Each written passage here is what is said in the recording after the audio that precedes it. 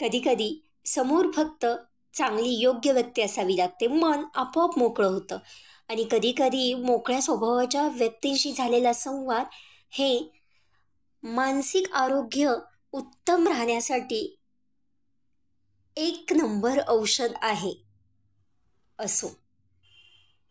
आणि तसंच काहीसं आयुष्यात कधीतरी कसलीच मनात शंका न आणता एखाद्या व्यक्तीवर चांगल्या दृष्टिकोनातून, चांगल्या अर्थाने किंवा एखाद्या मैत्रिणीवर विश्वास ठेवायला हवा.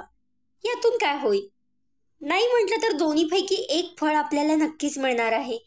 पहिलं फळ आयुष्यभरासाठी एक चांगली व्यक्ती, चांगली सखी, मैत्रीण, जीवाभावाची भेटेल. नाहीतर दुसरं जे फळ आहे की आयुष्यभराचा एक चांगला धडा मिळणार आहे, पारख. वैचारिक वाटेवर शुभदा शरण्या आणि सर्वज्ञ पटकन सबस्क्राईब करा, म्हणजे माझा येणारा प्रत्येक नवनवीन व्हिडिओ आपणाला समजला जाईल. धन्यवाद.